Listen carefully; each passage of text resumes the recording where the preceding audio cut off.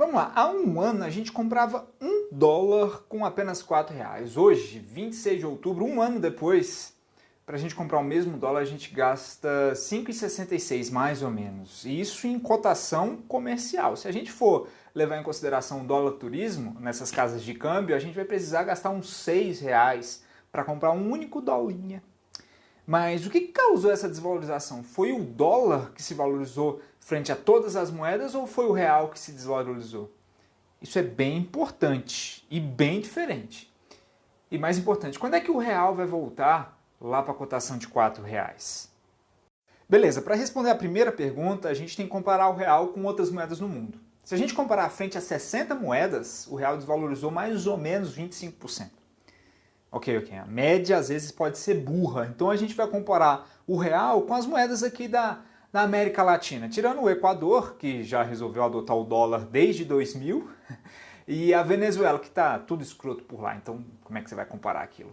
Bom, se a gente compara então América Latina e dólar, a média de desvalorização entre as moedas foi de 16%, enquanto o dólar versus real, a gente teve uma desvalorização de 40%. Como a gente falou, ano passado estava 4, agora está 5,66. Dá só uma olhada nessas comparações gerais aí.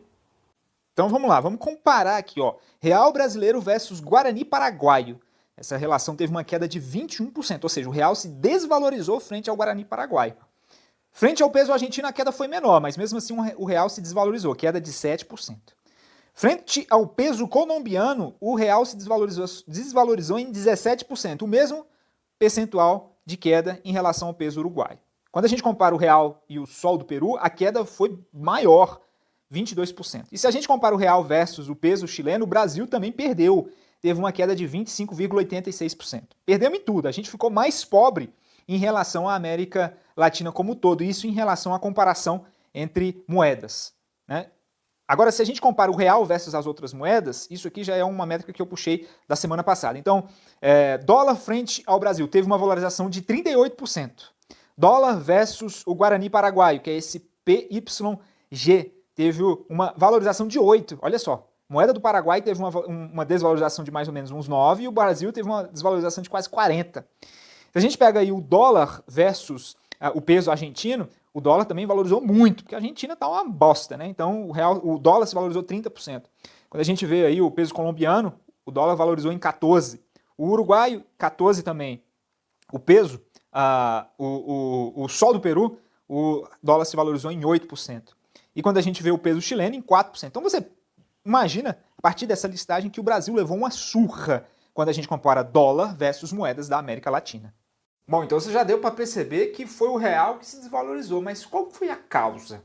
Tá todo mundo falando aí de crise, é por causa da crise fiscal, do risco fiscal, mas tá certo, grande parte do atual problema vem do déficit público, que aumentou em quase 600 bilhões por causa dessa pandemia. Mas a minha opinião e de grande parte dos economistas é que o responsável fundamental disso é os juros DI, que está muito baixo. O juros DI é o principal influenciador dos títulos de crédito. E o capital estrangeiro vinha para o Brasil para comprar títulos de crédito. E agora não vem mais. Então olha só, o que aconteceu? Aqui a gente está comparando nesses dois gráficos a alta do dólar, que é a linha em azul, e a queda da Selic, que é a linha em vermelho. Você percebe aqui, ó, que na época do Temer, teve uma lateralização do dólar, uma estabilização. No início do governo aí do Bolsonaro, 2018, a gente teve uma alta do dólar que depois se posicionou exatamente aqui quando a taxa Selic estava por volta de 5,5, 5,75, alguma coisa assim, eu não me lembro de cabeça. Mas aí, em setembro, começou aquela pressão para a queda dos juros lá por parte do governo. Então a gente teve uma saída de mais ou menos 5,5 até 2, que foi isso aqui. O que causou aqui? Juntamente com essa queda brutal, a gente teve o Covid. Ó. Perceba que o Covid chegou no Brasil em março. E em março a gente já estava com o dólar lá nas alturas, tá certo? Em março, olha aqui, em março, 1º de abril, o dólar já chegou a mais de R$5. Claro, isso não é relacionado tão diretamente à Covid, tem influência, mas a gente percebe aqui, ao meu ver, que a taxa DI tem grande relação com a saída de dólar. Justamente porque eu expliquei. Então, o dólar tinha em abundância no Brasil quando você tinha um juros DI muito elevado, porque aí os investidores estrangeiros investiam em títulos de crédito aqui.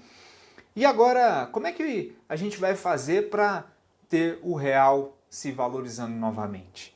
Então a resposta rápida que eu daria para quando o real vai começar a subir? Quando os juros DI começar a subir. Ou quando a economia real começar a ser mais atrativa, sabe? Seja no aporte lá em ações, no mercado primário, porque no secundário o acionista embolsa o dinheiro e leva para fora. Não tem investimento para dentro da empresa, para dentro do Brasil, sabe? Então, para o investidor estrangeiro investir na economia real é foda. Você tem tributo que é complexo pra caramba, burocracia, corrupção. Aqui entra o risco fiscal que a gente falou, né? Quanto mais o governo deve, mais chance dele aumentar os tributos lá na frente. Então você vai investir R$1 bilhão aqui no Brasil para daqui a 5 anos ele aumentar a carga tributária em 20%.